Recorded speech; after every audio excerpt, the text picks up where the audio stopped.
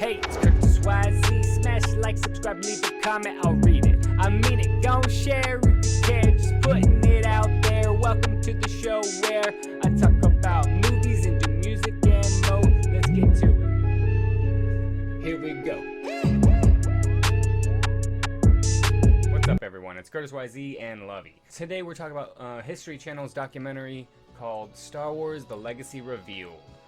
It's one of my favorite documentaries. At the time, Revenge of the Sith had just finished. Actually, this is what made me get interested in deep dives and analysis and looking into the story a little deeper. In this documentary, it starts off talking about the history, where the culture was at, why Star Wars blew up the way it did, and the whole time throughout it's talking about myths and how they relate to each scene in Star Wars and what this means and what that means, or how it could be interpreted, how it maybe was inspired, and maybe we're just including our own interpretation. They're talking about myth, they're talking about Joseph Campbell, how they basically cover all the grounds of the hero's journey, talking about the contrast between the prequels and the originals, between Anakin and Luke Skywalker, where they kind of have the same path and then where they veer apart, and then they talk about insecurities of characters.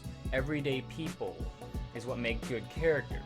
The whole documentary just gives to me a whole different view of Star Wars because I don't know all the history or myths or mythology. So these people are, more educated in that matter, and they were able to see these things. And then they talk about father and son conflict is prevalent in the Bible and in Greek myths.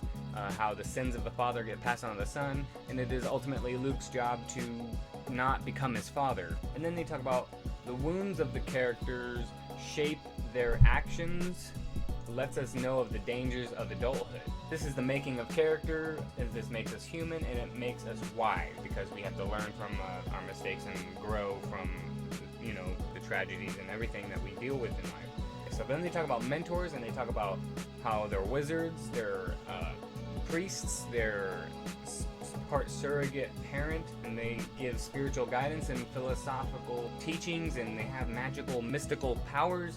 They just go all over the place. One of the ladies in the documentary at some point says something along the lines of, am I reading into it? Is this something that George Lucas meant for me to see? Or am I part of making this myth? Am I reading into it in a whole nother way that he didn't exactly intend for me to? And that is what's so fun and beautiful about filmmaking in general, but Star Wars, because it is open-ended to that.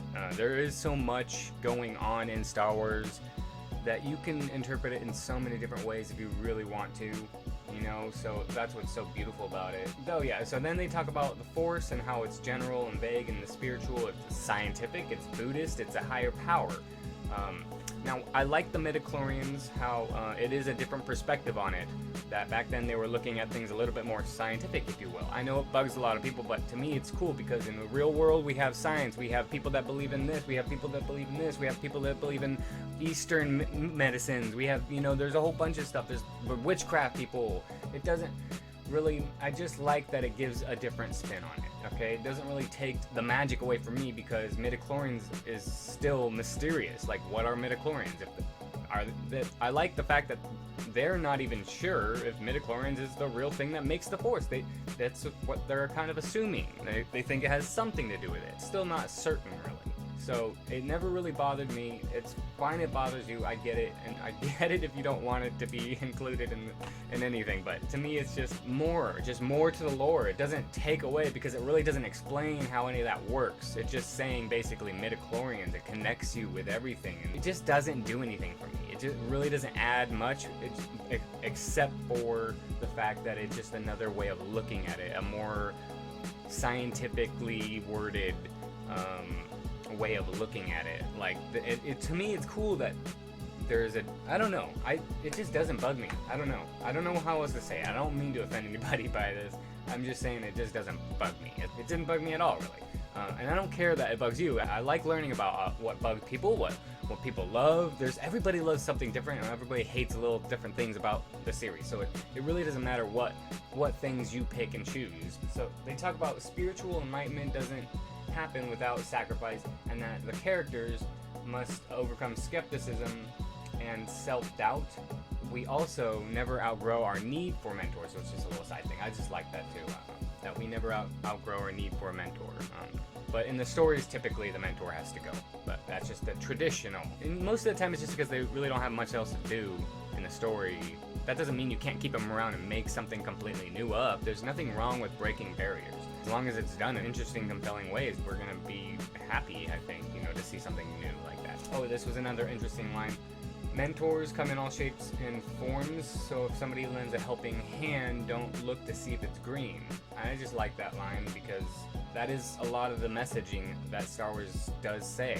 Yoda starts off, he totally tricks you. I actually didn't like Yoda. I was like, who is this guy? He's messing with Luke. We need to get to the warrior. I was a kid, I was like all for Luke, and so Yoda at first, you grow to love him, but at first you're like, oh man, can you just lead him? Can you just go? Dinner can go later, I was totally in Luke's shoes. Perfect storytelling as a kid, I was in Luke's shoes exactly. Star Wars is also about friendship and relying on your friends for help. And I do think that is a prevalent theme. I really like the friends aspect because at Dagobah, when Luke is trying to go, he's like, I gotta save my friends. And Yoda is saying, no, let him die, let him do this. It is showing the flaws of his character that is presented in the prequels. And that's why I think the prequels is such a great addition to Star Wars originals, because it really does go in the nitty gritty. It is like KOTOR 2, in a sense, where it's like, do you really like Yoda this much? Is he as perfect of a character as you think? No, he's very flawed. He's very much brainwashed in a Jedi code and can't see what's wrong. As Jolie Bindo says, luckily most people aren't stupid enough to know that love shouldn't exist. That you can love people without there being chaos and everything. And that's what's partially wrong, at least with the Jedi code. There's so many things that you could pick at, but so that's what I like about Luke. To me, Luke is doing that humanly just thing, and he is, as they mentioned, the biblical themes of it, he is a traditional Christ-like figure, but ironically enough, so is Anakin, because, they're yin-yang. We got Buddhist themes playing alongside Star Wars at the same time. So I really do think Anakin and Luke are the yin and yang of each other, and together they form the Christ-like symbolic reference, I guess. And I only say this because after watching this documentary, it made me think about Star Wars again in a different light.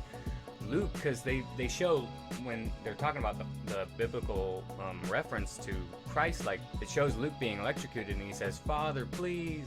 And they're kind of hinting at how when Jesus was on the cross, he was saying, Father, why have you forsaken me?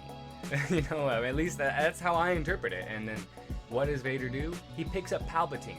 Now this is arguable. I don't know if Lucas meant for this, but that's what's so cool about deep dives like this. Vader picks him up over his head, making a T cross shape, which if you know anything about the biblical crucifixions were more often than not T shapes. They were not plus shaped. They were T, like capital T. And that is exactly what Vader does when he picks up Palpatine and then he walks and throws him over the balcony.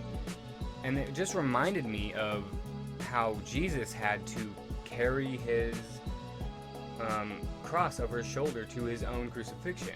And I don't know if George Lucas meant for that, but at the same time my mind thinks it does look a little weird. Like, why does he lift him all the way over his head? And that makes me think about how David Prowse mentioned that he said he was the only one on set that could do that. Why did George Lucas need for him to do that exact thing? It looks a little corny. Why didn't he go, or something? I don't know, but it kind of makes me think. But then maybe this is the most dramatic way you could do it. I don't know. So that's what's so beautiful about Star Wars. You could look at it in so many different ways.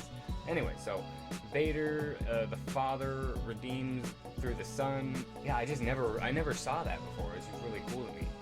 I never ever picked up on that, and I'm not sure if it's meant to be that way, but they talk about Jabba as a modern dragon. What does a dragon do? They hoard gold and they capture the maidens and then they hold them hostage.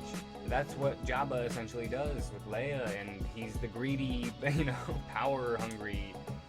I mean, he doesn't fly, but he's got those bounty hunters that go out flying for him. It is very, very similar if you really dissect the fundamentals of it. They also talk about technology versus the loss of humanity. Is technology making us, all those things, with technology being a part of the Empire, and then the rebels being more, diversity.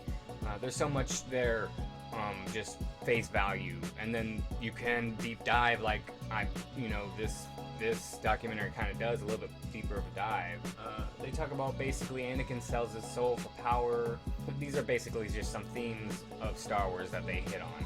Power, temptation, war, politics. Politics not in the terms of The Last Jedi, politics in terms of storytelling. That's the difference. The Last Jedi pushes their politics down your throat, while in Attack of the Clones and Revenge of the Sith and Phantom Menace, they use politics as a storyline. Granted, it might be a little boring, but it is very essential to the story, and it is something that is groundbreaking. It is barriers crossed. I mean, there's not many times that somebody takes the most popular movie ever created in history and says, let's do a story about politics. But George Lucas had balls, and he didn't care what people said, and that's what I love about the prequels and the original trilogy, is that he wanted the story this way. The only complaint I really had, I wanted more colorful lightsabers, but it's okay. It makes sense to me now, because in this era of the Galactic Republic, those Jedi, they wanted to make it very symbolically simple and la-da-da-da-da, green, blue, yeah, not even yellow anymore, just green, blue. I can wrap my head around it in as many ways as I can really think of, but you can't with The Last Jedi. So that's why I'm over here ranting about the good things that Star Wars did do in its time, in Disney time, whatever I think is like really good about this and that. Not just Star Wars, but everything in general. They talk about politics, greed, dealing with loss, anger, fear, suffering, hate, rage, sadness, tragedy, self-reflection, and fighting the inner demons of oneself. So there you have it. The documentary just basically goes on about that stuff. It's about an hour and 30 minutes, but it's one of my favorite documentaries I've ever seen, and it got me into documentaries. It kind of got me into mythology and ancient times, and learning about the real history of the world. And I want to know, what's wrong with our, own history books versus what archaeology is really showing us. Things like that. If you're also interested in things like that, check out the documentary. It's on YouTube. If you enjoy this video or the documentary, then I celebrate you. Hey, it's Curtis YZ. Smash like, subscribe, leave a comment, I'll read it. I mean it. Gon' share if you care. Just put it